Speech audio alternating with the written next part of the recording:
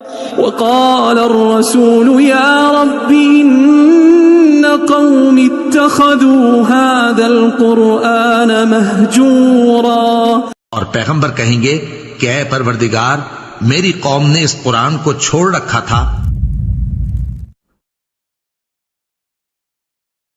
علی بھائی، آج کا پہلا سوال ہے، حالیہ دنوں میں 23 نومبر 2020 کو ڈاکٹر ذاکر نائک حافظہ اللہ کے اپنے آفیشیل یوٹیوب چینل سے ایک حیران کن بلکہ شرمناک ویڈیو سامنے آئی ہے، جس میں ڈاکٹر ذاکر نائک حافظہ اللہ نے نوجوانوں کے لیے خود اپنے ہاتھوں کے ذریعے شہوت کی تسکین ماسٹربیشن کو نہ صرف جائز قرار دیا بلکہ بعض کیسز میں مستحب یعنی اچھا کام ڈکلیئر کیا ہے.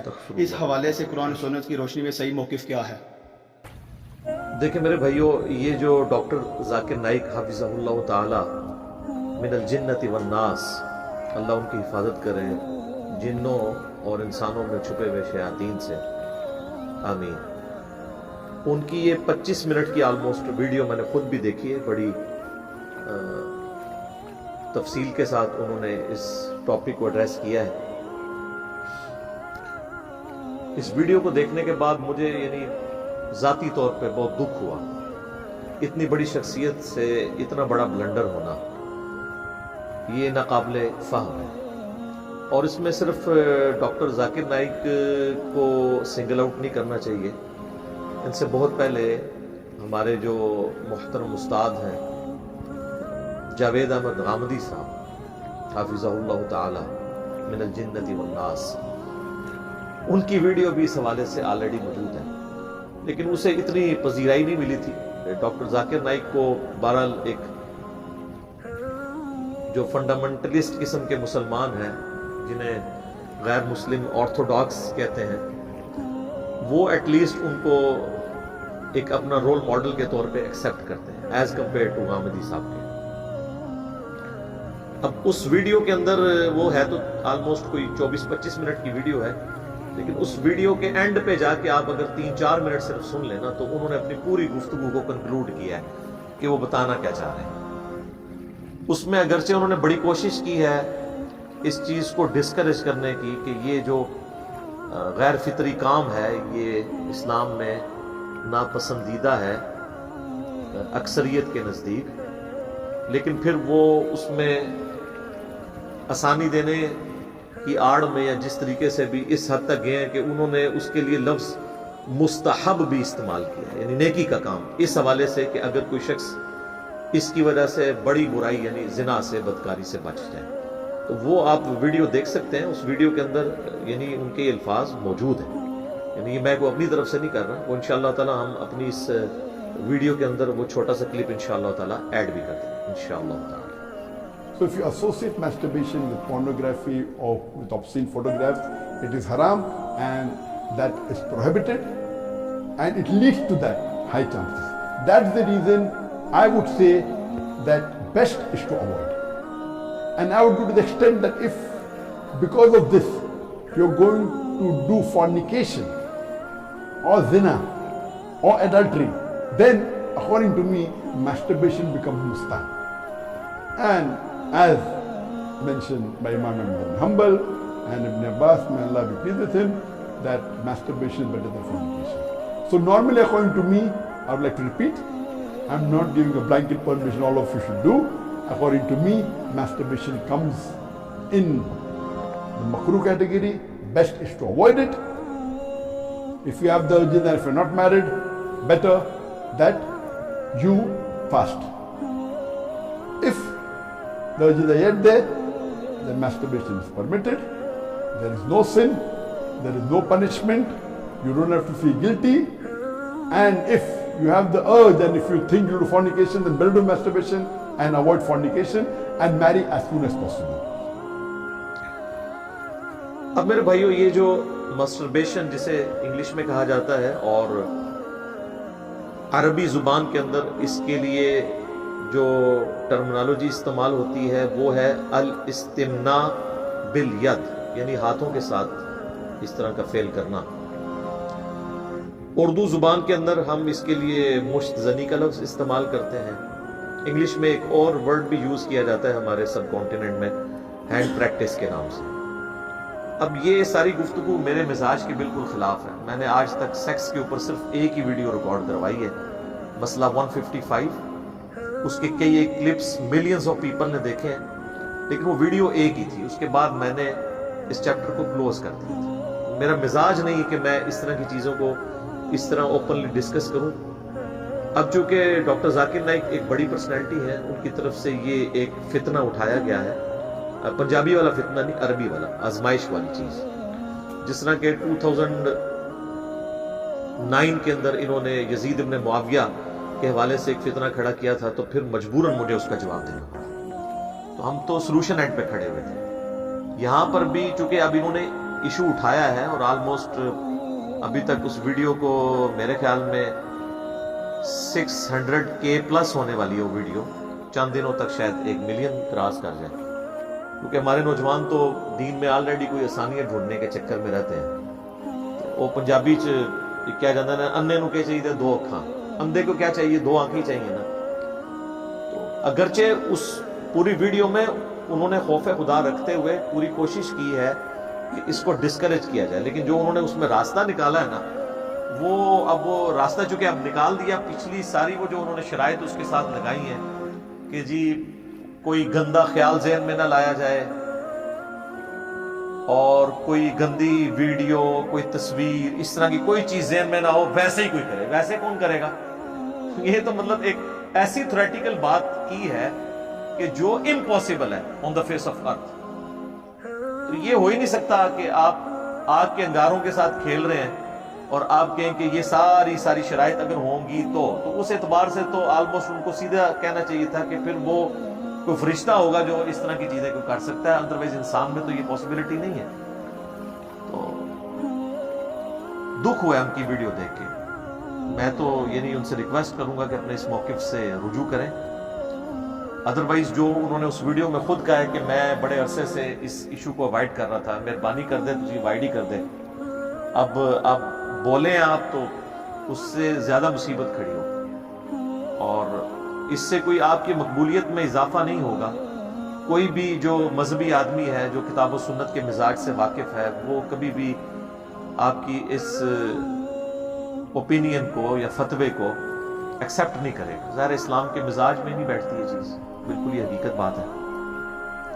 لہٰذا میں شروع میں ایک چیز کلیئر کر دوں کہ یہ جو اسپیسیفکلی ماسٹربیشن کا ایشو ہے, اس کے اوپر اگر ہم یہ دعویٰ کریں نا کہ پوری امت کا اجماع ہے, سوائے چند ایک شاذ اقوال کے, کہ یہ حرام ہے, گناہ ہے. اب حرام آپ مکروہ تحریمی کی شکل میں اگر اس کو فقہ کی ٹرمنالوجی میں کہنا تو وہ حرام کو ہی کہہ رہے ہوتے ہیں مکروہ تحریمی.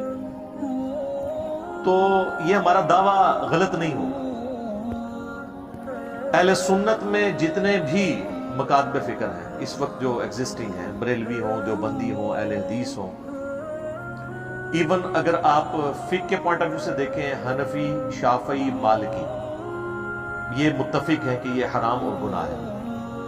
ایون حنبلی اسکول آف تھاٹ میں بھی 2 گروہ پائے جاتے ہیں, اور احمد بن حنبل کی طرف جو چیزیں منسوب ہیں وہ کوئی صحیح سند سے ہمیں ملی نہیں ہے.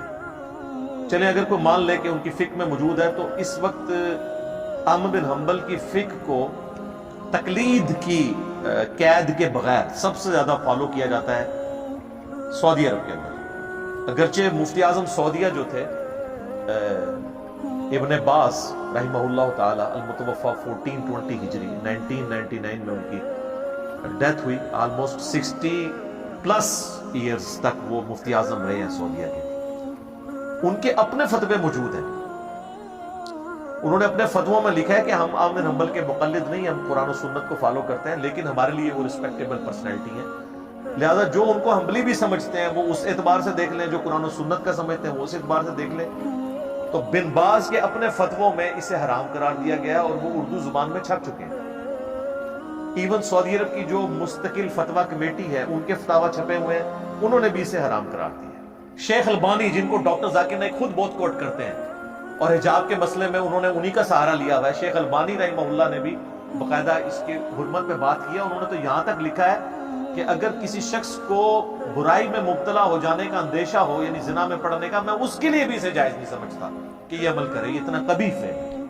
اب مجھے بتائیں پیچھے پھر کیا بات رہ جائے گی؟ اور پوری دنیا میں اہل حدیث کے ہاں سب سے بڑی ریسپیکٹیبل پرسنالٹی امام ابن تیمیہ المتوفا 728 ہجری، انہوں نے بھی اسے حرام اور گناہ قرار دیا ہے، بلکہ انہوں نے کہا ہے کہ اگرچہ شریعت کے اندر اس کی کوئی حد نہیں آئی ہے، لیکن تعزیراً ایسے شخص کو سزا دی جائے گی جو یہ فیل کرتا ہے۔ یہ میں باتیں اس لیے کر رہا ہوں کہ کوئی شخص اسے ڈاکٹر ذاکر نائک کے خیال کو اہل حدیث مکتب فکر کے اوپر تھوپ نہ دے کہ شاید ان کا یہ موقف ہوگا، بالکل ایسا۔ حنفی تو پہلے ہی بہت سخت خلاف ہے اس کے، تو لہٰذا چند ایک اقوال کے سوا اوورآل پوری امت کی مین سٹریم جو ہے، چاہے سنی ہو شیعہ ہو، سب کے سب اسے گناہ سمجھتے ہیں، اور اہل تشیعوں کے ہاں تو کوئی دوسری رائے نہیں ہے، وہ تو بڑے شد و مد کے ساتھ اسے حرام کہتے ہیں۔ چند ایک اقوال جو ملے ہیں لولے لنگڑے، وہ بھی اہل سنت کے ہاں ہیں اور ان کی کوئی پذیرائی نہیں ہے۔ اب ڈاکٹر ذاکر نائک صاحب نے جو اس میں گفتگو کی ہے وہ ساری انہوں نے اصولی باتیں کی ہیں، دلیل انہوں نے کوئی پیش نہیں کی ہے۔ پورے لیکچر میں انہوں نے ایک آیت اور ایک حدیث بیان کی، اور وہ بھی ان کے موقف کے خلاف تھی، اس کا جواب دینے کی کوشش کی، یا ایک ابن عباس کا قول جو بالکل ضعیف ہے، میں انشاءاللہ اس کو ڈسکس کروں گا، اس کو انہوں نے ڈسکس کیا۔ باقی سب انہوں نے سطحی باتیں کی ہیں کہ جی فلاں کا یہ فتویٰ ہے، وہ فلاں کا یہ فتویٰ ہے، وہ کدھر لکھا ہوا ہے وہ ڈسپلے کریں، بتائیں کہاں پہ لکھا ہوا ہے۔ ہم انشاءاللہ تعالی ہر چیز ریفرنس سے کریں، یہ اللہ کے فضل سے وہ پلیٹ فارم ہے جہاں پہ چیزیں پورے ریفرنس کے ساتھ بیان کی جاتی ہیں، صرف فتوے دے کے سائیڈ پہ نہیں ہو جاتے، اور ہم ایون کریٹیکل ایشوز کے اوپر جے پی جیز بھی ڈسپلے کروا دیتے ہیں کہ آپ خود پڑھ کے دیکھ سکتے ہیں یہ بات کس طریقے سے لکھی ہوئی ہے۔ تو یعنی مجھے دکھ ہوا ہے اس حوالے سے، میں نے اس کو اوائڈ کیا ہے۔ اب دیکھیں دسمبر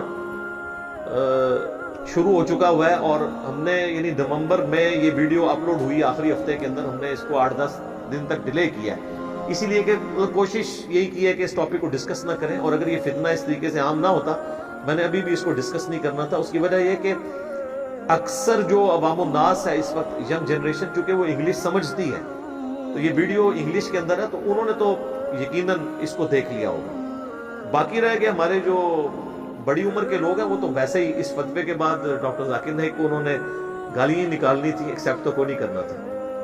اصل ایشو تھا ینگ جنریشن کا، جن کو انگلش آتی ہے ان تک تو یہ فتویٰ پہنچ گیا اگرچہ انگلش میں ہے، تو میں اس کو کبھی اس طرح ایڈریس نہ کرتا اگر ڈاکٹر ذاکر نائک جیسی بڑی شخصیت اس کے اوپر زبان نہ کھولتے، تو ضرورت نہیں تھی ڈسکس کرنے کی۔ یہ کوئی اہل حدیث کے کھاتے میں سے نہ ڈال دے، خام خواہ وہ مطلب بدنام ہو جائیں گے اہل حدیث کہ جی ذاکر نائک چونکہ سلفی اسکول آف تھاٹ کو سپورٹ کرتا ہے تو اس لیے سلفیوں کا بھی یہی موقف ہوگا۔ اکثر اوقات آپ دیکھتے ہیں کہ ہمارے سب کانٹیننٹ میں اکثر جو کوٹ پٹانگ قسم کی چیزیں نا وہ اہل حدیث کے کھاتے میں ڈال دی جاتی ہیں۔ میں کوئی اہل حدیث کا نمائندہ نہیں ہوں، میں نے تو اکثر اعلان کیا ہے کہ نہ میں وہابی نہ میں بابی، میں ہوں مسلم علمی کتاب، نہ ہم سو کارڈ وہابی ہیں، کوئی علمی بات کرو اسے وہابی کا تانا دیتے ہیں، اور نہ ہم بابوں کا دفاع کرنے والے بابی ہیں، ہم تو عام سے مسلم ہیں۔ اور آپ سے ہمیشہ یہ عرض کرتے ہیں کہ مرنے سے پہلے اے مسلمان کر لے اس پہ غور، کتابوں کا خدا اور ہے، بابوں کا خدا اور، یعنی جو تعلیمات کتابوں کے ذریعے ہم تک پہنچی ہیں نا، اللہ کی صفات اور اللہ کے دین کی باتیں وہ اور ہیں، جو بابوں نے تعلیم کی ہیں، اگرچہ وہ اسی خدا کو مانتے تھے، لیکن انہوں نے جو ہمیں تعارف کروایا وہ کتابوں والا نہیں ہے، وہ بابوں والا ہے۔ کتابوں کو فالو کریں اور ان بابوں کو فالو کریں جو کتابوں کو فالو کرتے ہیں، کتاب و سنت کو فالو کرتے ہیں۔ تو مجھے کوئی ہمدردی نہیں ہے، لیکن جہاں پہ آپ بلیم لگائیں گے تو میری ذمہ داری ہے کہ میں اس چیز کو ہائی لائٹ کروں کہ خواہ مخواہ کسی کے کھاتے میں اس طرح کی بات نہیں ڈالنی چاہیے، یہ بالکل ایک جرم ہے۔ اب میرے بھائیوں، قرآن و سنت میں اسپیسیفکلی ظاہر ہے کہ ماسٹربیشن یا الاستمناء بالید عربی میں کہہ لیں یا اردو میں مشت زنی کہہ لیں یا ہینڈ پریکٹس کہہ دیں، کوئی بھی الفاظ، ظاہر ہے ان الفاظ کے ساتھ یا ان ٹرمنالوجیز کے ساتھ تو کتاب و سنت میں ڈائریکٹلی تو حرمت کا کوئی فتویٰ نہیں آیا ہوا، لیکن اسلام کا ایک مزاج ہے، قرآن و سنت میں اصول بتائے جاتے ہیں، پھر جب کوئی ایسی چیزیں جو ان اٹینڈڈ چھوڑی جاتی ہیں ان کو اہل علم جو ہیں کتاب و سنت کی روشنی میں سمجھ کے امت تک صحیح بات پہنچا دیتے ہیں۔ تو اصول تو اپنی جگہ طے ہے، اس کو آپ مثال کے طور پر سمجھ لیں کہ اس وقت تمام مکاتب فکر کے تمام جید علماء ایون ان کی پبلک اس بات پر اتفاق کرتی ہے کہ سگریٹ اگرچہ نشہ نہیں ہے کیونکہ اس سے ہوش تو نہیں جاتی، لیکن یہ گناہ اور حرام ہے، یا کوئی احتیاط میں بولے گا تو مکروہ تحریمی کہہ دے گا۔ وہ کہتے ہیں حرام کے لیے نص قطعی کتاب و سنت کی چاہیے ہوتی ہے، چونکہ ہم نے یہ ڈیڈکٹ کیا ہے لہٰذا ہم اسے مکروہ تحریمی، اور دوسرے معنوں میں وہ فقہ کی ٹرم میں حرام ہی ہوتا ہے۔ مکروہ تحریمی اتنی کراہت والی چیز جس کی آلموسٹ حرمت ہے، تو ظنی الدلالہ تو ہے، یہ قطعی الدلالہ نہیں بھی، تو یہ سگریٹ کے اوپر سب نے جو گناہ کا فتویٰ لگایا ہے، حرام کا فتویٰ لگایا ہے، تو وہ کس آیت کے تحت لگایا ہے؟ وہ سورۃ البقرہ کی آیت ہے، آیت نمبر ہے 195، وَلَا تُلْقُوا بِأَيْدِيكُمْ إِلَى التَّهْلُكَةِ، اپنے ہاتھوں سے اپنے آپ کو ہلاکت میں مت ڈالو۔ اگرچہ یہ آیت کا کانٹیکسٹ جو ہے وہ انفاق فی سبیل اللہ کے حوالے سے ہے، کہ جو لوگ اللہ کی راہ میں خرچ نہیں کرتے ہیں نا، ان کو اللہ تعالیٰ نے ڈانٹا ہے کہ تم اللہ کی راہ میں خرچ کرو اور اپنے آپ کو ہلاکت میں نہ ڈالو، یعنی یہ اللہ کی راہ میں مال خرچ کر کے آخرت کے لیے سٹور کر لو۔ لیکن اس آیت کو خودکشی کے کانٹیکسٹ میں بھی یوز کیا جاتا ہے کہ جی خودکشی حرام ہے، قرآن کی اس آیت کی روح سے۔ احادیث تو بخاری مسلم میں بہت ہے، لیکن قرآن میں اگر کہا جائے خودکشی کہاں پہ حرام ہے تو کہتے ہیں یہاں، حالانکہ قرآن کا کانٹیکسٹ تو یہ نہیں کہہ رہا، ڈیڈکٹ کیا جاتا ہے۔ چلے خودکشی کے لیے تو آپ کہہ سکتے ہیں کہ احادیث الگ سے موجود ہیں، لیکن سگریٹ کے لیے تو احادیث بھی نہیں ہے۔ اگر آپ نشہ والی احادیث لگائیں گے تو نشہ تو وہ اس اعتبار سے نہیں ہے کہ ہوش گنوا دے، تو وہ کہتے ہیں نہیں، قرآن میں ہے اپنے آپ کو ہلاکت میں نہ ڈالو، یعنی خودکشی کرنے کی طرف ہی لے جانے والی چیز ہے۔ سائنٹیفکلی یہ چیز پروف ہے کہ سگریٹ کے ذریعے پھیپھڑے خراب ہو جاتے ہیں اور انسان وقت سے پہلے ایکسپائر ہو جاتا ہے۔ اب اس پہ کوئی بیوقوفوں والی بات کرے کہ جی وہ ہمارے محلے میں ایک بابا ہے جی اس کی عمر تو 80 سال ہو گئی، وہ ابھی تک سگریٹ پیتا ہے، تو وہ ایک ایکسیپشن کیس ہوتا ہے، ایکسیپشنل کیس ہوتا ہے۔ اس طریقے سے نہیں انالیسس کیا جاتا، انالیسس یہ کیا جاتا ہے کہ 100 بندے لیے جائیں جو سگریٹ پی رہے ہوں اپنی ینگ ایج سے، اور 100 وہ لیے جائیں جو نہ پی رہے ہوں۔ اب دیکھیں کہ کون 80 تک پہنچتا ہے تو پتہ چلے گا وہ ایک ہی بابا 80 تک پہنچا ہوا ہے، اس کے ساتھ کے سارے 60 سے پہلے ایکسپائر ہو گئے ہوئے۔ تو اس طریقے سے چند ایک چیزوں کو، مثالوں کو اٹھا کے آپ نے یہ نہیں سگریٹ کے فضائل نہیں سنانے ہوتے۔ تو سگریٹ کی حرمت یا اس کو مکروہ تحریمی ہم نے نہ قرآن و سنت کے دلائل کی بنیاد پہ نہیں کیا، بلکہ ہم نے اس آیت کے تحت کیا ہے جو سورہ البقرہ کی آیت نمبر 195 ہے، وَلَا تُلْقُوا بِأَيْدِيكُمْ إِلَى التَّهْلُكَةِ، اپنے آپ کو خود اپنے ہاتھوں سے ہلاکت میں مت ڈالو۔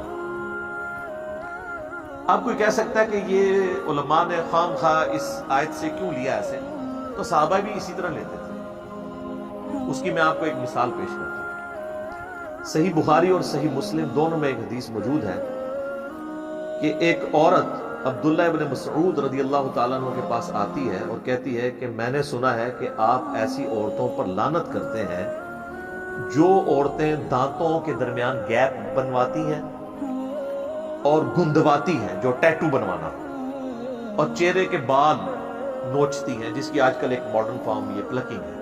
تو ان تینوں اعمال کرنے والی عورتوں پر آپ لعنت کرتے ہیں؟ تو ابن مسعود نے فرمایا ہاں، میں کیوں نہ لعنت کروں ایسی عورتوں کے اوپر جن پر اللہ کے رسول صلی اللہ علیہ وآلہ وسلم نے لعنت کی ہے، اور اس سے بڑھ کر اللہ نے اپنی کتاب کے اندر، اپنی کتاب میں قرآن کے اندر لعنت کی ہوئی، تو میں ایسی عورتوں پہ کیوں نہ لعنت کروں؟ تو وہ عورت کہتی ہے کہ حضرت میں نے پورا قرآن پڑھا ہے، مجھے تو قرآن میں ایسی کوئی آیت نظر نہیں آئی کہ جس میں اللہ تعالیٰ نے ٹیٹو بنوانے کو یا دانتوں میں گیپ بنوانے کو یا چہرے کے بال اکھاڑنے کو حرام کہا ہو۔ اچھا، وہ چہرے کے بال عورت اکھاڑ سکتی ہے، اس پہ اجماع ہے، جو مونچھیں یا داڑھی نکلے، کیونکہ وہ فطرت کے خلاف ہے۔ مرد کو اللہ نے دی ہے، عورت کو نہیں دی۔ یہ ان بالوں کی ہے کہ جو بال اللہ نے دیے ہیں عورت کو، اور وہ جان بوجھ کے اکھاڑ دیتی ہے۔ تو جناب وہ ایک صحابیہ ہی ایسی بات کر سکتی تھی، یا کوئی تابعی عورت ہوگی وہ؟ آج کل کی عورت تو اتنے وثوق سے نہیں کہہ سکتی کہ میں نے قرآن پڑھا ہوا ہے۔ یہاں پہ تو ہمارے بڑے بڑے علماء قرآن کو حدیث کہہ کے، حدیث کو قرآن کہہ کے بیان کر دیتے ہیں۔ تو ابن مسعود رضی اللہ تعالیٰ نے فرمایا کہ تو نے قرآن میں یہ آیت نہیں پڑھی سورۃ الحشر کی آیت نمبر 7 وما آتاکم الرسول فخذوہ وما نہاکم عنہ فانتہوا، جو رسول اللہ تمہیں دیں صلی اللہ علیہ وآلہ وسلم وہ لے لو، اور جس سے منع فرما جائے اس سے رک جاؤ۔ تو رسول اللہ ہی نے لعنت کی ہے ان کے اوپر۔ تو قرآن کے اندر جب یہ ہے کہ رسول اللہ کوئی چیز دیں تو یہ رسول اللہ نے میں بات دی ہے، میں نے خود اللہ کے نبی صلی اللہ علیہ وآلہ وسلم سے ایسی عورتوں کے بارے میں لعنت کے الفاظ سنے تھے۔ اچھا، آپ قرآن کھول کے سورۃ الحشر کی آیت نمبر 7 پڑھیں گے تو آپ کو پتہ چلے گا یہ آیت مال غنیمت کے بارے میں ہے کہ جو مال غنیمت میں سے حصہ رسول اللہ تمہیں دیتے ہیں صلی اللہ علیہ وآلہ وسلم وہ لے لو، اور جو کسی کو نہ دینا وہ برا نہ مانا کرے، کیونکہ اللہ کے نبی علیہ السلام کی آپ نے اتباع اختیار کرنی ہے۔ اس کا دور دور کوئی لینا دینا نہیں تھا پلکنگ کرنے کے ساتھ یا دانتوں میں گیپ بنوانے کے ساتھ یا ٹیٹو بنوانے کے ساتھ، لیکن ابن مسعود نے اس آیت کو جنرلائز کر دیا کہ یہ جنرل ہے، آیت قرآن میں اسپیسیفک تھی۔ اب اس عورت نے کہا کہ میں نے تو سنا ہے آپ کی بیوی بھی ایسا کرتی ہے، تو ابن مسعود نے کوئی برا نہیں مانا، انہوں نے کہا اندر جاؤ میرے گھر میں دیکھ لو میری بیوی یہ کرتی ہے نہیں کرتی۔ تو وہ عورت اندر گئی تو واپسی پہ شرمندہ ہو کے باہر نکلی، انہوں نے کہا آپ کی بیوی تو یہ نہیں کرتی۔ یعنی صحابہ کے زمانے میں بھی صحابہ کی بیویوں کے بارے میں عجیب و غریب باتیں مشہور ہو جاتی تھی، یعنی پراپوگنڈا کتنی بری چیز ہے۔ تو ابن مسعود نے پھر ایک جملہ بولا، انہوں نے کہا کہ اگر میری بیوی یہ کرتی ہوتی تو وہ پھر ابن مسعود کی بیوی نہ ہوتی، کہ جو اللہ کے نبی کی نافرمان ہو وہ ایسی عورت میرے ساتھ ہو سکتی ہے جس نے پوری زندگی حضور علیہ السلام کے ساتھ گزاری ہے رضی اللہ تعالیٰ عنہ علیہ السلام۔ تو اس آیت سے یہ پتہ چلا کہ صحابہ اکرام علیہم رضوان آیات کو جنرلائز بھی کر لیا کرتے تھے۔ اسی کے تحت ہم نے سگریٹ کو اس کیٹیگری میں فال کیا ہے جو سورہ البقرہ کی آیت نمبر 195 ہے، وَلَا تُلْقُوا بِأَيْدِيكُمْ إِلَى التَّهْلُكَةِ۔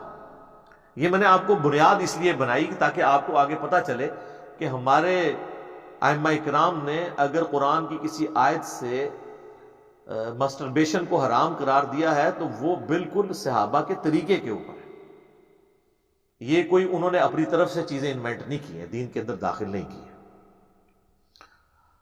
اب ہمارے ائمہ اکرام علیہم السلام نے رضی اللہ عنہم اجمعین ورحمہم اللہ اجمعین نے قرآن حکیم کی کس آیت سے اس غیر فطری عمل کو حرام قرار دیا یا مکروہ تحریمی، وہ ہے سورۃ المؤمنون۔ پارہ نمبر 18 کا آغاز ہی سورۃ المؤمنون سے ہوتا ہے، اس کی ابتدائی آیات ہیں اعوذ باللہ من الشیطان الرجیم بسم اللہ الرحمن الرحیم قد افلح المؤمنون، بے شک فلاح پا گئے اہل ایمان، کون سے؟ الذین هم فی صلاتهم خاشعون، جو اپنی نمازوں میں خشیت رکھتے ہیں، خشوع خضوع رکھتے ہیں، اللہ کے خوف کے ساتھ نماز پڑھ رہے ہوتے ہیں۔ والذین هم عن اللغو معرضون، اور ان کی ایک اور نشانی یہ ہے کہ ہر طرح کی لغو بات سے وہ پرہیز کرتے ہیں۔ والذین هم للزکاة فاعلون، اور وہ لوگ ہیں جو اللہ کی راہ میں زکوٰۃ دینے والے ہیں۔ ایک یہ معنی بھی ہو سکتا ہے اور ایک معنی یہ کہ تزکیہ نفس کرنے والے ہیں۔ والذین هم لفروجهم حافظون، اور وہ لوگ جو اپنی شرمگاہوں کی حفاظت کرتے ہیں، الا سوائے استثناء کے، اس ایکسیپشن کے، علی ازواجہم ان کی بیویاں، او ما ملکت ایمانہم یا جو ان کے ہاتھ کا مال کنیزیں ہیں، جو اب ایبسلیٹ ہو چکا ہے سسٹم، اس زمانے کے لیے تھا، اب صرف اس کی ایک فارم جو ہے وہ بیویوں والی بات باقی ہے۔ اور نکاح متع یا نکاح مسیار والا جو معاملہ ہے وہ بھی اس میں شامل نہیں ہے۔ نکاح مسیار تو خیر سعودیہ کے علماء کی بدعت ہے، نکاح متع تھا، بخاری مسلم میں آتا ہے، لیکن وہ پھر منسوخ ہو گیا، تو وہ اس کی منسوخی کے بعد اب وہ ازواج میں وہ داخل نہیں ہے۔ اور یہ یاد رکھیے گا، یہ نکاح متع نکاح ہوا کرتا تھا، یہ نہیں ہے کہ وہ نعوذ باللہ کوئی اور طرح کا معاملہ تھا، تو وہ اب اس میں داخل نہیں ہے۔ فَإِنَّهُمْ غَيْرُ مَلُومِينَ، تو اب ایسوں کے اوپر کوئی ملامت نہیں ہوگی اگر وہ اپنی بیویوں کے ساتھ شرمگاہ کا استعمال کرتے ہیں، وہ کسی بھی طریقے سے جو قرآن و سنت کے دائرے کے اندر آیا ہے وہ کریں، تو وہ اس کے اوپر کوئی ملامت نہیں ہے۔ یعنی میں وہ کوڈ ورڈز میں ہی بات کر رہا ہوں اس حوالے سے، یعنی جو صحبت کرنے کی جگہ ہے وہیں پر ہونی چاہیے، چاہے آگے سے آئے مرد اپنی بیوی کی طرف، چاہے وہ پیچھے سے آئے، لیکن صحبت والی جگہ پہ صحبت ہو، کیونکہ قرآن میں ہے کہ تمہاری بیویاں تمہاری کھیتیاں ہیں، تو کھیتی بونے کی جو جگہ ہے جہاں سے اولاد ملتی ہے اسی جگہ پہ صحبت اختیار کی جا سکتی ہے، دوسری جگہ پہ نہیں۔ اور اس کا کانٹیکسٹ بھی ہے بخاری مسلم میں کہ یہودیوں کے ہاں اسے عیب سمجھا جاتا تھا، اور وہ کہتے تھے کہ اولاد جو ہے وہ بھینگی پیدا ہوگی اگر کوئی شخص جو ہے وہ دوسری طرف سے آ کے صحبت کرے گا، تو اللہ تعالیٰ نے اجازت دی کہ نہیں، آگے سے آ کے صحبت کرو یا پیچھے سے آ کے آگے کے مقام میں صحبت کرو، دونوں طریقے درست ہیں، تمہاری بیویاں تمہاری کھیتیاں ہیں۔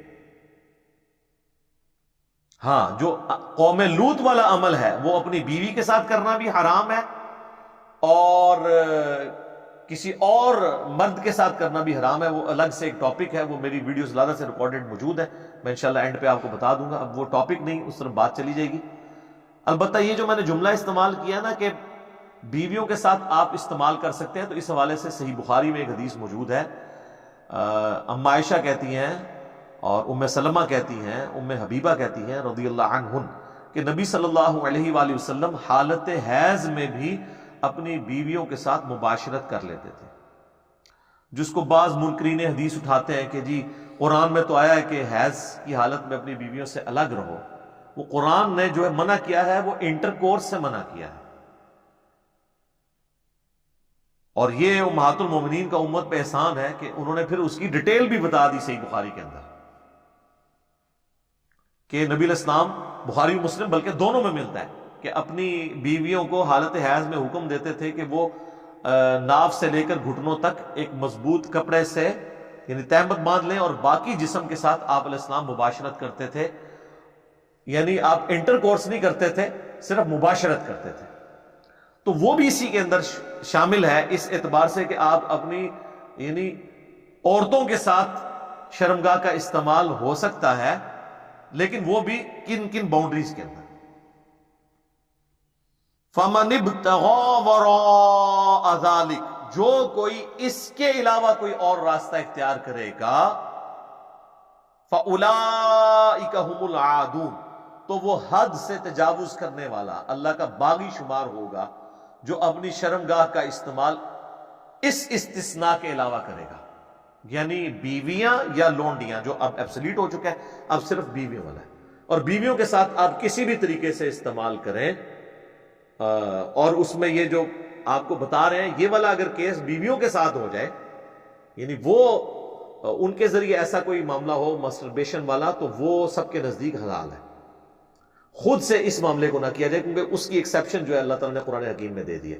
میں یعنی بہت زیادہ کنٹرول الفاظ میں بات کر رہا ہوں، چونکہ جن سے ریلیٹڈ یہ بات ہے، اگرچہ ان میں سے کم لوگ دیکھیں گے، جن سے ریلیٹڈ نہیں وہ زیادہ لوگ دیکھ رہے ہوں گے، تو ان تک یہ بات اشارتاً بات پہنچ جائے،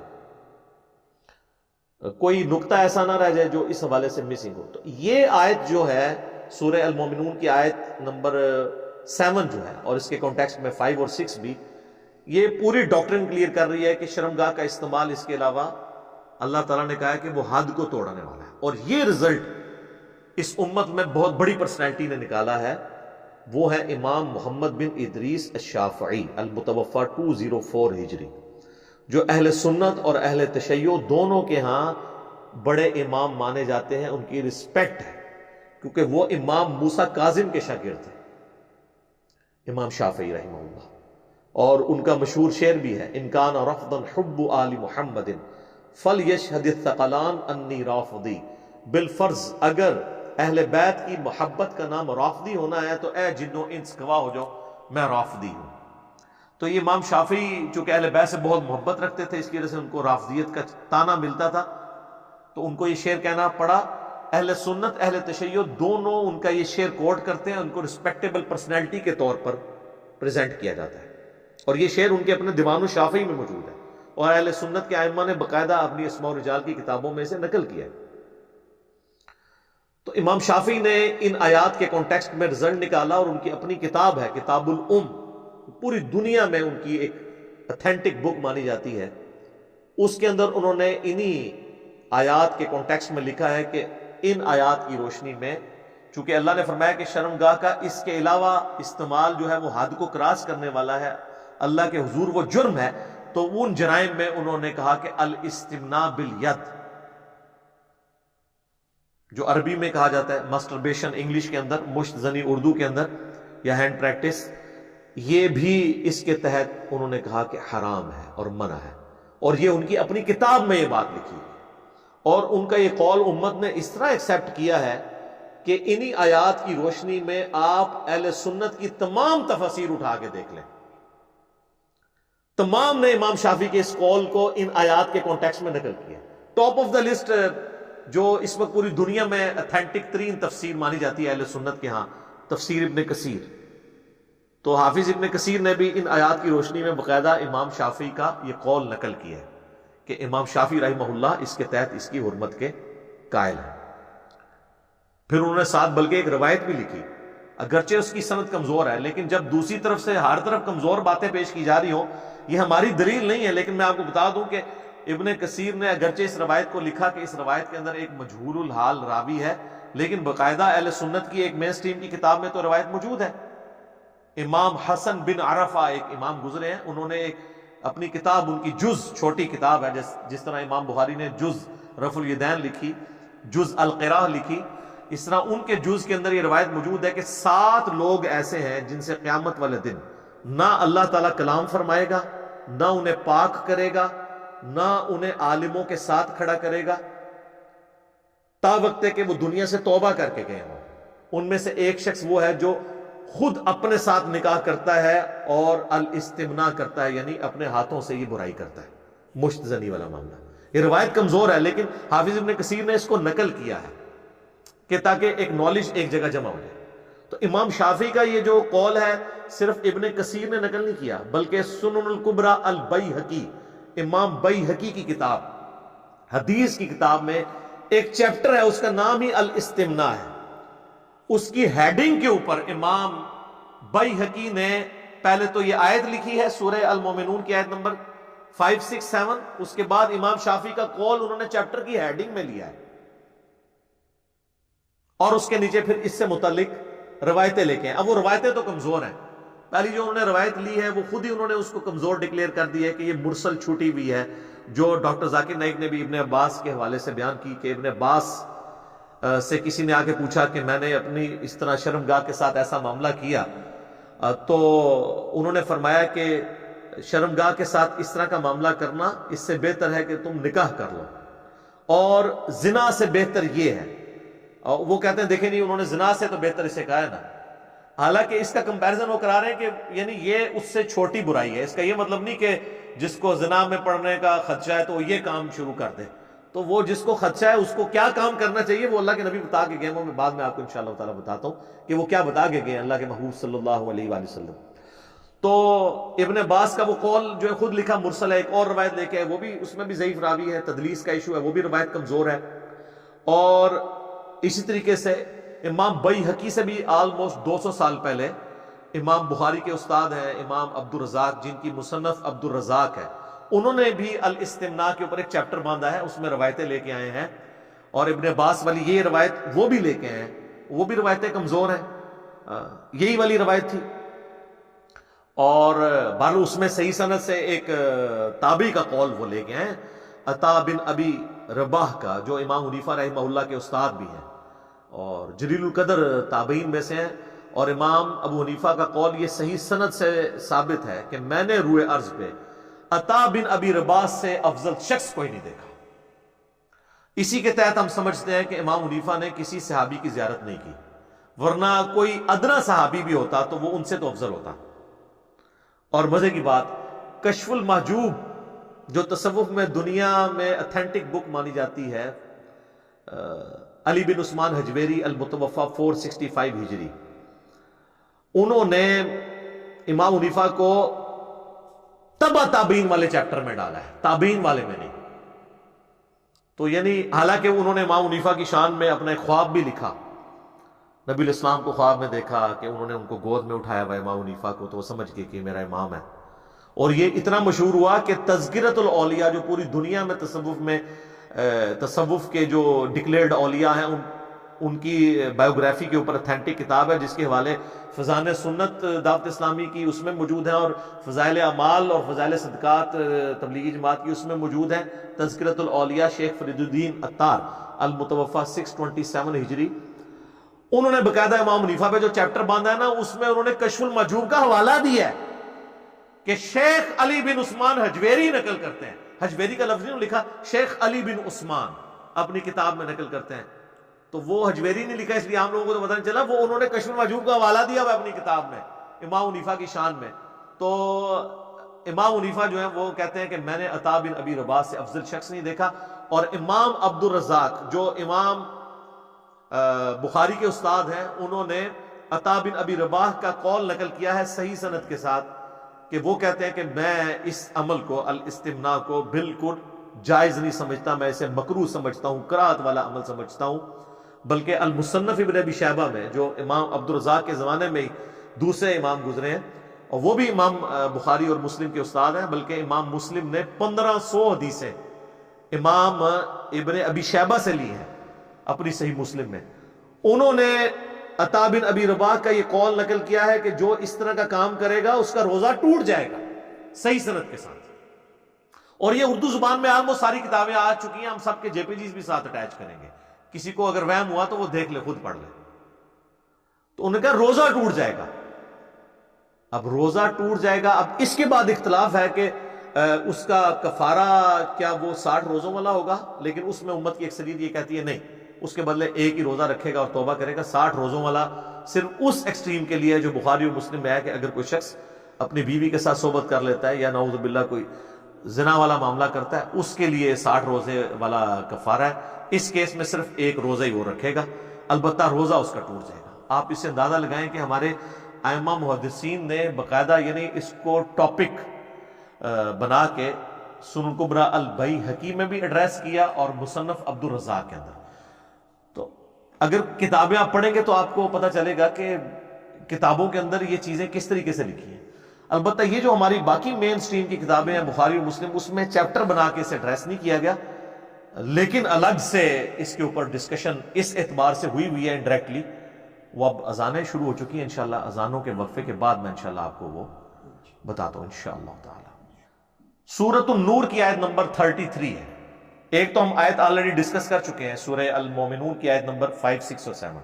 اب آ جائے سورۃ النور کی آیت نمبر 33، جس سے آپ کو اللہ کا مزاج پتہ چلے گا.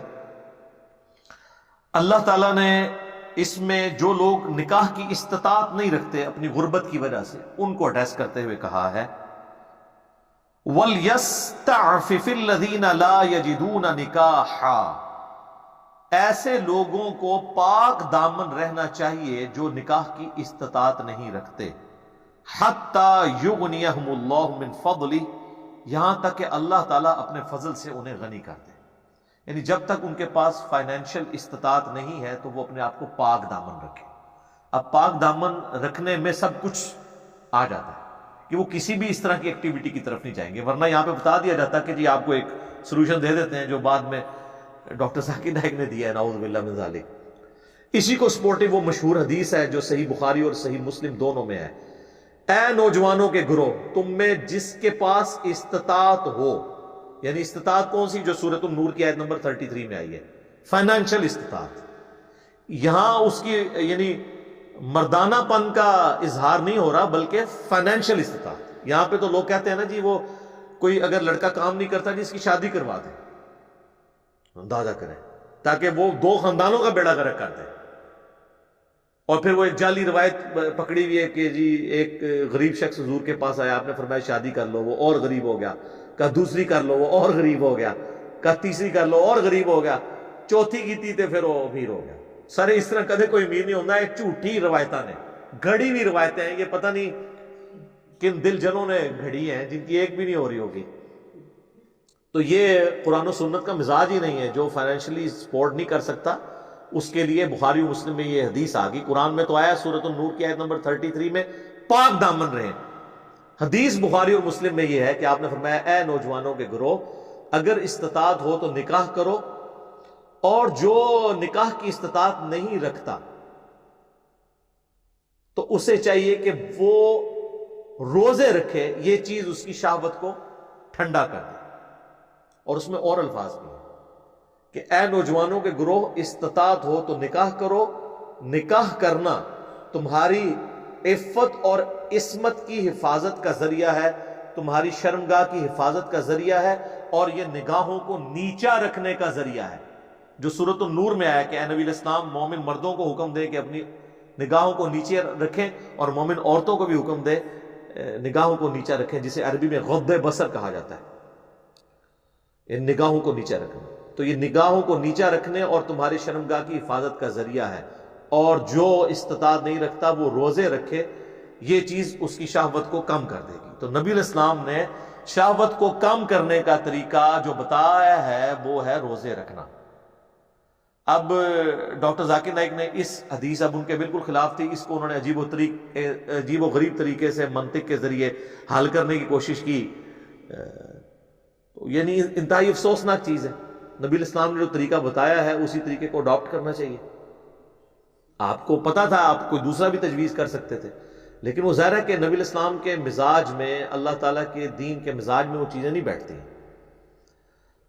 تو یہ بخاری اور مسلم کی حدیث بالکل واضح ثبوت ہے کہ کوئی شخص اس قسم کی ایکٹیویٹی کو پرفارم نہیں کرے گا جو خود ساختہ قسم کی ہوگی۔ جو طریقہ بتانا تھا وہ اللہ کے محبوب صلی اللہ علیہ وآلہ وسلم نے خود بتا دیا۔ اسی کو سپورٹیو ایک اور حدیث ہے صحیح بخاری اور صحیح مسلم میں۔ سعد ابن ابی وقاص کہتے ہیں کہ عثمان بن مظعون رضی اللہ تعالیٰ عنہ نے ترک دنیا کی اجازت اور ترک نکاح کی اجازت نبی صلی اللہ علیہ وآلہ وسلم سے مانگی، تو آپ نے اس چیز کو رد فرما دیا۔ اور سعد ابن ابی وقاص کہتے ہیں کہ اگر اللہ کے نبی ہمیں اجازت دیتے تو ہمارا تو ارادہ یہ تھا کہ ہم اپنے آپ کو شہوت سے بچنے کے لیے خصی کر لیتے، سیکچولی ڈسیبل کر لیتے، لیکن اللہ کے نبی علیہ السلام نے ہمیں نکاح کی طرف ترغیب دلائی اور خصی کرنے سے منع فرما دیا۔ اگر یہ آپشن موجود ہوتا تو آپ فرماتے ہیں کہ چلو خصی تو نہ ہو، وہ تو تخلیق کو بدلنا ہے، ظاہر ہے جی۔ سورہ نساء کی آیت نمبر 119 ہے، وَلَآمُرَنَّهُمْ فَلَيُغَيِّرُنَّ خَلْقَ اللَّهِ۔ شیطان نے کہا تھا کہ میں ابھاروں گا تیری مخلوق کو کہ وہ اللہ کی تخلیق کو بدلیں گے۔ تو اپنے آپ کو اس طریقے سے خصی کرنا، یہ تو تخلیق بدلنا ہے۔ تو نبی علیہ السلام نے اس بڑے عمل سے روکا، تو آپ یہ آپشن دے سکتے تھے کہ وہ نہ کرو، یہ کر لو، درمیانہ راستہ نکال لو اگر تم نے شادی نہیں کرنی، لیکن آپ نے کہا ڈائریکٹ نکاح کرو، درمیان کا کوئی راستہ نہیں آپ نے چھوڑا۔ تو یہ حدیث بھی بخاری مسلم کی بالکل ثبوت ہے اس بات کا کہ جو ہمارے ائمہ اہل سنت نے اور ائمہ اہل تشیع نے رزلٹ نکالا ہے کہ یہ الاستمناء بالید یا مسٹربیشن حرام ہے اور مکروہ تحریمی ہے اور گناہ ہے، یہ بالکل ٹھیک رزلٹ نکالا ہے۔ ایک اور حدیث میں بھی اس کا اشارہ موجود ہے جو صحیح مسلم میں ہے حدیث، مشکات میں بھی آپ کو پہلی جلد میں زکوٰۃ والے چیپٹر میں صدقے کی فضیلت کے بیان میں مل جائے گی کہ اللہ کے محبوب صلی اللہ علیہ وآلہ وسلم نے فرمایا کہ ہر تسبیح صدقہ ہے۔ یہ صدقہ پنجابی والا نہیں، نیکی کا کام عربی میں، یعنی سبحان اللہ کہنا صدقہ ہے۔ ہر تحلیل صدقہ ہے، تحلیل کہتے ہیں لا الہ الا اللہ کہنا کو۔ ہر تحمید صدقہ ہے، یعنی الحمدللہ، سبحان اللہ والحمد للہ ولا الہ الا اللہ واللہ اکبر، یہ صدقہ ہے۔ امر بالمعروف، نیکی کا حکم دینا، یہ بھی صدقہ ہے۔ نہی عن المنکر، برائی سے روکنا، یہ بھی صدقہ ہے۔ حتیٰ کہ تمہارا اپنے بیویوں کے ساتھ ازدواجی تعلق قائم کرنا بھی اللہ کے حضور صدقہ ہے، یعنی نیکی ہے۔ اب باقی چیزیں تو صحابہ کو ہضم ہوگی، انہوں نے کہا یہ بیویوں کے ساتھ یعنی یہ تعلق قائم کرنا یہ بھی اللہ کے حضور نیکی ہے۔ تو آپ علیہ السلام نے فرمایا کہ اگر تم یہی چیز کسی اور طریقے سے پوری کرو، اب وہ آپ نے وہ طریقہ بتایا نہیں، اس میں ظاہر ہے زنا بھی آ جاتا ہے، قوم لوط والا عمل بھی آ جاتا ہے، اور یہ الاستمناء بالید یعنی مسٹربیشن بھی آ جاتا ہے۔ آپ فرمایا کہ اور حرام طریقے سے پورا کرو تو کیا تمہیں گناہ ملے گا؟ تو صحابہ نے کہا کہ ملے گا۔ تو آپ نے فرمایا پھر تمہیں اپنی بیویوں سے اس عمل کے اوپر ثواب بھی ملے گا۔ اس حدیث کے اندر بھی اس کو یعنی جو ائمہ اہل سنت کا موقف ہے اور ائمہ اہل تشیع کا، اس کو سپورٹ ملتی ہے الحمدللہ۔ اب اس سخت حدیث کی طرف آ جائیں، کریٹیکل حدیث جو میں نے اینڈ پہ رکھی ہوئی تھی، اس کی طرف تو اشارہ ہی نہیں کیا کسی نے، نہ ڈاکٹر ذاکر نائک نے اپنی گفتگو میں اسے ڈسکس کیا، نہ ان کے خلاف مضامین لکھنے والوں نے۔ وہ حدیث بخاری اور مسلم دونوں میں ہے کہ نبی صلی اللہ علیہ وآلہ وسلم نے فرمایا آنکھوں کا زنا دیکھنا ہے، زبان کا زنا بولنا ہے، کانوں کا زنا سننا ہے، ہاتھوں کا زنا پکڑنا ہے، ٹانگوں کا زنا چل کر جانا ہے برائی کی طرف، اور نفس آرزو اور تمنا کرتا ہے اور شرمگاہ اس کی تصدیق کر دیتی ہے۔ یعنی نبی علیہ السلام نے ہر عضو کا زنا گنوایا ہے۔ اب آنکھوں کے اوپر ذرا پوچھیں تو کہیں گے جی ہاں جی وہ بدنگاہی کرنا تو حرام ہے، سورۃ النور کے اندر بھی آیا ہے مومنین اور مومنات کو حکم ہے کہ اپنی نگاہوں کو نیچا رکھو، بلکہ اس میں تو وہ کہیں گے جی سورہ المؤمن کے اندر، جسے سورہ غافر کہتے ہیں، اس کے اندر تو یہاں تک آیا کہ اللہ تعالیٰ آنکھوں کی خیانت کو بھی جانتا ہے، تو وہ کہتے ہیں وہ تو اس کے اندر آتا ہے، یہ سب کچھ حرام ہے۔ تو سر آنکھوں پہ نہ رکیں، آگے آپ زبان پہ بھی جائیں، زبان سے بے حیائی کی باتیں کرنا، آنکھوں میں بے حیائی کی ویڈیوز دیکھنا جو اس وقت سوشل میڈیا ایشو بن گیا ہے، کان سے برائی کی باتیں سننا، ہاتھ سے جو کام کرنا جو یہ جس کی طرف یعنی آج ہم ڈسکشن کر رہے ہیں جس ٹاپک کے اوپر، ماسٹربیشن کے اوپر، یہ سب کی سب چیزیں اس کے اندر لائک کریں گے۔ اور پھر اس کو سپورٹیو ایک اور حدیث ہے جو صحیح بخاری کے اندر آئی ہے، مشکات میں بھی موجود ہے، بڑی مشہور حدیث ہے کہ اللہ کے محبوب صلی اللہ علیہ وآلہ وسلم نے فرمایا جو شخص مجھے 2 چیزوں کی گارنٹی دے دے میں اسے جنت کی گارنٹی دیتا ہوں، ضمانت دیتا ہوں میں۔ 2 چیزیں آپ نے فرمائی کہ 2 جبڑوں کے درمیان یعنی زبان، اور دوسری چیز 2 ٹانگوں کے درمیان یعنی شرمگاہ۔ تو شرمگاہ کی حفاظت میں ہر وہ چیز آئے گی جو شرمگاہ کی حفاظت میں اخلاقی طور پر اسے برائی کے طور پر ایکسیپٹ کیا جاتا ہے کہ یہ برائی ہے۔ ویسے تو غامدی صاحب بھی اکثر کہتے ہیں کہ تمام معاشرے میں جو اخلاقی اقدار ہیں وہ سب کو پتہ ہے، تو سر آپ یہ جو اخلاقی چیز ہے، اخلاقی برائی، اس کو برائی کے طور پہ سارے معاشرے کے اندر مانا جاتا ہے۔ میں میڈیکل چیزوں میں نہیں پڑھوں گا، ہمارے بعض علماء جو ہے نا وہ کہتے ہیں جی میڈیکلی اس کے بڑے نقصانات ہیں۔ سر میڈیکلی اس عمل کے ایکسیسو کرنے کے نقصانات ہیں، ہم اس کی جو حرمت بتا رہے ہیں کتاب و سنت کے دلائل کی روشنی میں بتا رہے ہیں۔ اگر آپ یہ کریں گے تو وہ تو میڈیکلی اگر کوئی شخص زیادہ اپنی بیویوں کے ساتھ تعلق قائم کرتا ہے تو وہ بھی ہم نے کئی ایکسپائر ہوتے دیکھیں لوگ، وہ تو اس کے بھی نقصانات ہیں۔ Access of every thing is bad, وہ ایکسپائر اس طرح ہو جاتے ہیں نا کہ پھر وہ اس قسم کے وہ پھر کشتے اور اس قسم کی ادویات استعمال کرتے ہیں کہ ان کے پھر وہ گردے خراب ہو جاتے ہیں، وہ فارغ ہی ہو جاتے ہیں۔ تو اگر آپ یہ آپ لولی لنگڑی دلیل دیں گے نا میڈیکل، وہ تو کہیں گے جناب جڑے جائز والے وہ بھی فارغ ہوئے ہیں، لہذا میں اس میڈیکل والے چکر میں نہیں پڑتا۔ اور اس کے لیے خیر انہوں نے بہت اور طریقے بھی ڈیوائز کر لیے ہیں کہ وہ اس کے وہ والا اسپیکٹ نہ آئے، یہ وہ میں ٹاپک ڈسکس نہیں کرنا چاہتا، میں صرف اس حوالے سے ہمیں کوئی انٹرسٹ نہیں اس ٹاپک میں، ایک برائی والا ایک معاملہ ہے تو ہم اس کو صرف کنڈیم کرنے کے لیے یہاں پہ بیٹھے ہیں انشاءاللہ کتاب و سنت کے دلائل کی روشنی میں۔ تو نبی علیہ السلام فرمایا کہ جو مجھے گارنٹی دے گا نا تو میں اسے جنت کی گارنٹی دیتا ہوں، جو اپنی زبان کی حفاظت اور اپنی شرمگاہ کی حفاظت کی گارنٹی دیتا ہے۔ تو بالکل یہ واضح ہو گیا۔ اب چونکہ یہ ٹاپک بڑا یعنی ایک سینسٹیو ہے، میں کوشش کرتا ہوں اسے اوائڈ کروں، ابھی تک اوائڈ کرتا ہے۔ میں نے ایک ہی ویڈیو ریکارڈ کی ہے، اس کے کئی کلپس ملینز آف پیپل تک پہنچے ہیں، اس ویڈیو کا ہم لنک دے دیں گے، مسئلہ 155 کا، وہ آپ دیکھ لیں۔ اس میں نے قوم لوط کا عمل جو ہے اس کو بھی ڈسکس کیا ہے، ہومو سیکچولیٹی کہہ لیں، اورل سیکس کا ایشو ڈسکس کیا ہے۔ ظاہر ہے یہ بھی ایک برائی ہے جو معاشرے میں آ رہی ہے، اس میں ایک کہیں پر تھوڑا سا اگر آپ اسکیپ روٹ کسی کو دے سکتے ہیں تو وہ یہ کہ کنڈوم کے استعمال کے ساتھ ہو، ورنہ تو ڈائریکٹلی ظاہر ہے اس طرح کا عمل کرنا تو اس کو کون ذی شعور شخص جو ہے وہ حلال کہے گا۔ ہماری ویڈیو میں سے بھی بعض لوگوں نے نیچے جو ہے نا وہ عجیب و غریب کمنٹس لکھے، جی علی بھائی نے اورل سیکس کو جائز قرار دے دیا، میرا دماغ خراب ہے۔ میں نے اس میں کہا تھا کہ اس کی کوئی صورت جائز بھی ہو سکتی ہے اور ناجائز بھی ہو سکتی ہے، تو میں نے اشارتاً بتا دی وہ چیز۔ اچھا، اس کے علاوہ یہ وقفہ کرنے کے لیے ادویات جو استعمال کی جاتی ہیں، اسی طریقے سے کوئی جو ہے وہ اپنے کاؤنٹر پارٹ کا دودھ پی لیتا ہے. یہ سارے ٹاپکس میں نے جو ہے وہ اس میں ڈسکس کیے ہیں, تو میں اب اس ڈیٹیل میں جانا نہیں چاہتا. ان تمام ویڈیوز کے لنک ہم اس ویڈیو کے نیچے ڈال دیں گے, جسے شوق ہے تو وہ دیکھے, کیونکہ ہو سکتا ہے بعض لوگ کہیں کہ جی فلاں ٹاپک اس سے ریلیٹڈ تھا وہ آپ نے چھوڑ دیے. وہ جان بوجھ کے میں چھوڑ رہا ہوں تاکہ یہ اسپیسیفکلی اسی ایشو کے اوپر ویڈیو ریکارڈ رہے اور بیچ میں کوئی ایسی چیزیں نہ آ جائیں. اب یہ ذاکر نائک کا یہ کہنا کہ جی اب انہوں نے خیر ان کو بھی اپنی آخرت کی فکر ہے, انہوں نے کہا کہ جی کوئی برا خیال ذہن میں نہ لے کر آئیں, کوئی کسی کا ذہن میں تصور نہ لے کے آئیں, یہ نہ کریں یہ نہ کریں, بس صرف ویسے ہی کر لیں. تو ویسے تو نہیں ہو رہا ہوگا, اور وہ ویسے والا شاید وہ سمجھ رہے ہو جو ان کو سوال بھی آیا تھا ایک بندے کا کہ جی ہم میاں اور بیوی جو ہے وہ ویڈیو لنک کے اوپر گفتگو آپس میں کرتے ہیں اور ہم یہ کام کر لیتے ہیں. تو یہ ویڈیو آپ کیا سمجھتے ہیں یہ آپ کے درمیان ہے؟ یہ ویڈیو کل کو نیٹ پہ چڑھی ہوئی ہوگی. یعنی یہ ویڈیوز تو اتنا بڑا فتنہ ہے, تو آپ کو اتنی تکلیف کیا ہے؟ اپنی بیویوں کو ساتھ رکھیں نا. قرآن حکیم میں تو اشارتاً اس چیز کا ذکر موجود ہے کہ 4 مہینے سے زیادہ جو ہے وہ کوئی اپنی بیوی سے دور نہ رہے, تو اپنی بیویوں کو اپنے ساتھ لے کے جائے. سورۃ البقرہ کے اندر ہے. اسی کے تحت سیدنا عمر نے جو ہے وہ 4 مہینے کے اندر اندر فوجیوں کو واپس بلا لیتے تھے جو بغیر بیویوں کے گئے ہوتے تھے. ادروائز تو نبی علیہ السلام نے کبھی بیوی کے بغیر سفر نہیں کیا, آپ کے تمام سفر بیویوں کے ساتھ ہیں.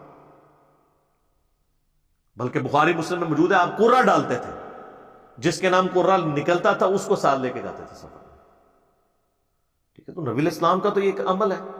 تو آپ لوگ خود غلط کام کرتے ہیں, پھر اس کو جسٹیفائی کرنے کے لیے اور طریقے علماء سے ڈیمانڈ کرتے ہیں کہ جی ہم ویڈیو پہ میاں بیوی آمنے سامنے بیٹھ جائیں اور ہم یہ کوئی نہ کریں. یہ اس طریقے سے تو پھر معاملات جو ہے وہ بگڑنا شروع ہو جائیں گے. یہ مطلب ایک خطرناک کھیل ہے جو آپ کھیل رہے ہوں گے. تو میں تو یہ کہوں گا کہ اس سے بچ جائیں, نگاہوں کی حفاظت کریں. اسلام کا مزاج جو ہے وہ غض بصر کا ہے. اس پہ بھی میری ویڈیو ہے مسئلہ 161A, نگاہوں کو جھکانے کے بارے میں, غض بصر, اور اس کا پارٹ B تھا عورتوں سے متعلق پردہ, حجاب اور سارے عورتوں کے جو اس طرح کے مسائل ہیں میں نے اس کے اندر ڈسکس کیے ہیں. انشاءاللہ ان دونوں ویڈیوز کا لنک بھی ہم اپنی ویڈیو کے نیچے ڈال دیں گے انشاءاللہ تعالی. اور آخر میں ماں باپ سے ریکویسٹ کروں گا کہ آپ لوگ یہ تو کہتے ہیں کہ جی وہ اولاد ہمارے حقوق پورے کریں, کہ قرآن میں آیا کہ ماں باپ کو اف تک نہ کہو. جی بالکل آیا سورہ بنی اسرائیل کے اندر. جی قرآن حکیم میں جو ہے وہ کم از کم 5 مقامات پہ اللہ تعالیٰ نے توحید کے بعد ماں باپ کے تابع فرمان ہونے کا حکم دیا. جی بالکل دیا ہے. آپ کے بارے میں کوئی حکم نہیں دیا ہوا قرآن کے اندر کہ آپ نے اولاد کے ساتھ کیا کرنا ہے. تو وہ بھی آپ ذرا سورۃ النور پڑھ لیں آیت نمبر 32, جس میں اللہ تعالیٰ نے حکم دیا ہے کہ بیوہ عورتیں ہیں جو غلام ہیں, وہ اگر استطاعت نہیں رکھتے فائنینشلی, تم انہیں سپورٹ کر کے ان کی شادی کرواؤ. یہ ماں باپ کو نہیں پتا. بچے نوکریوں پہ لگ جاتے ہیں, ٹھیک ہے جی, اس کے بعد بھی 5 سال تک ان کی شادی نہیں کرتے ہیں. ان کو ہوتا ہے کہ چلو یہ 5 سال اور نچوڑ لیں, پھر تو اس نے بیوی کا مرید بن جانا ہے. سر اگر آپ نے دینی تعلیم دی ہوگی نا تو وہ بیوی اور ماں باپ کے درمیان بیلنس رکھے گا, آپ بے فکر رہیں. اور جو آپ کے نصیب میں رزق لکھا ہے نا وہ آپ سے کچھ چھین نہیں سکتا. اور اگر آپ یہ اس طرح کے حربے استعمال کریں گے تو کیا ہوگا؟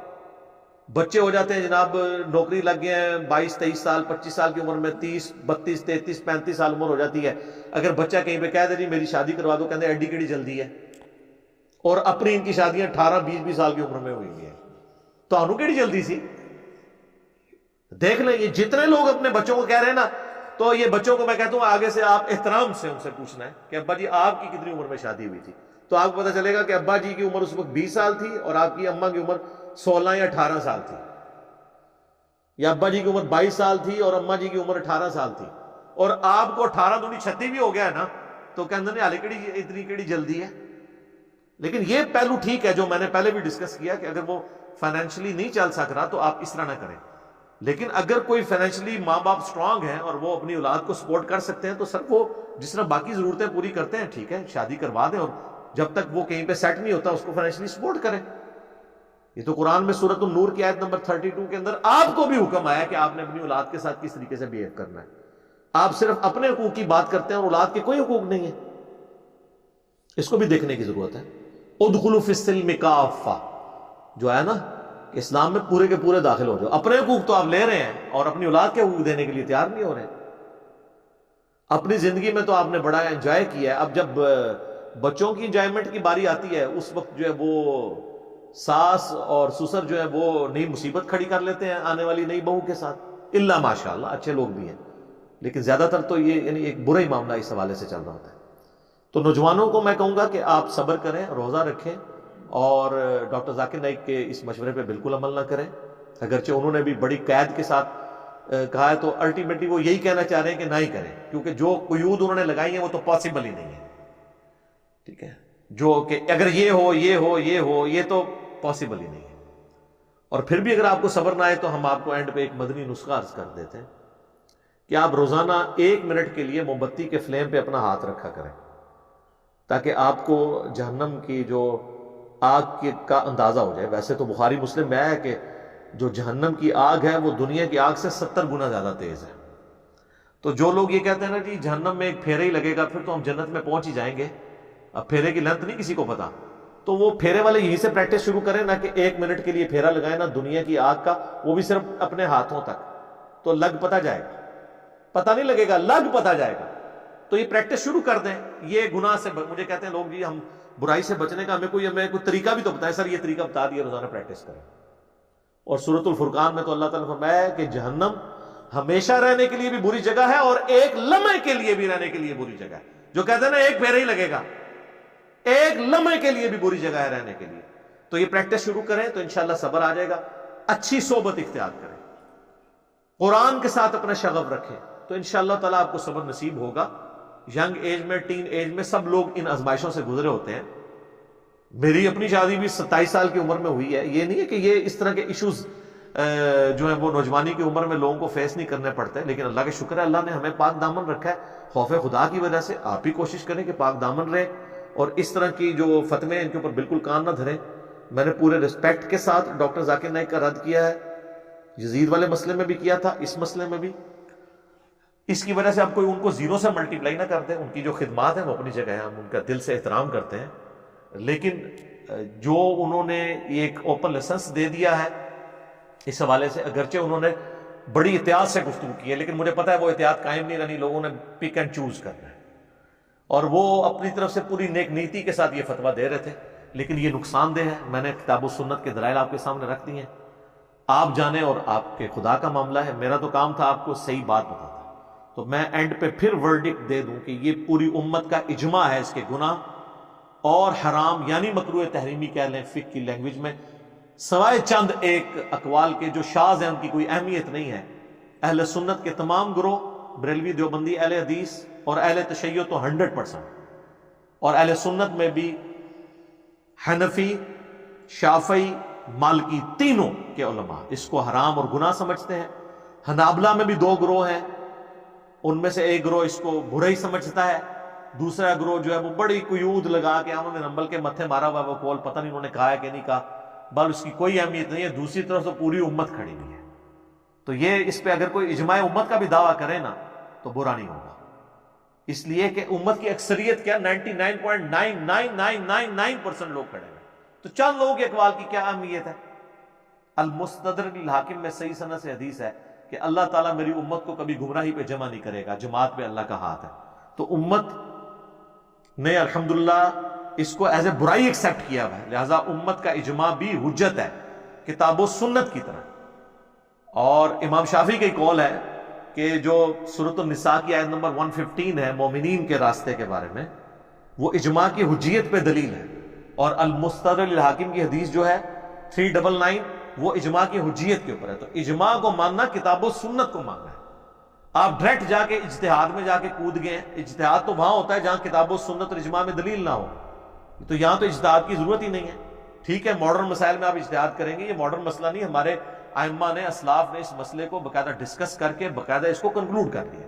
البتہ کوئی سائنٹیفک ایشو آئے گا اس کے لیے ہم ماڈرن ایج کی طرف جائیں گے، جو قرآن و سنت کے احکامات ہیں، شریعت کے احکامات ہیں، اس کے لیے ہم سلف کی طرف دیکھیں گے۔ جو ماڈرن ایج سے تعلق رکھتی ہیں چیزیں، کوئی ڈسکوریز ہیں، اس میں ہم آج کی بات کریں گے۔ تو باقی اس کے اوپر اور بھی کئی چیزیں مارکیٹ کے اندر آئی ہوئی ہیں، میں ان کو ڈسکس کر کے لوگوں کو مزید اس ٹاپک پہ ایجوکیٹ نہیں کرنا چاہتا۔ وہ سب کی سب جو چیزیں ہیں ان کا استعمال جو ہے وہ اسلام کے اندر منع ہے۔ یہ تعلق صرف بیویوں کے ساتھ ہو سکتا ہے، یا لونڈیوں والا معاملہ جو ایبسلیوٹ ہو چکا ہے. وہ ادھر یہ ایک بھائی آئے تھے, وہ کہہ رہے تھے یہ جو ہمارے گھروں میں کام کرتی ہیں یہ کیا لونڈیاں ہوتی ہیں؟ نہیں, یہ لونڈیاں نہیں ہیں, یہ آپ کے ملازمہ ہیں, یہ اس کیٹیگری میں فال نہیں کرتی. اور میں نے سنا ہے عرب ملکوں میں وہ فلپائن کی عورتیں ہیں تو ان کو نے وہی سمجھا ہوا ہے. یہاں پہ بھی ہمارے کے پی سے بھی لوگ وہ خرید کے لے آتے ہیں عورتوں کو. وہ وہاں پہ ایک ٹریڈیشن ہے, وہ نکاح کیا جاتا ہے, وہ اس طرح نہیں ہوتا کہ پیسے کے بدلے ان کو خریدا جاتا ہے. یہ میں نے اشارتاً گفتگو کر دی ہے. اللہ تعالیٰ سے دعا ہے جو حق بات میں نے کہی اللہ تعالیٰ ہمارے دلوں میں راسخ فرمائے.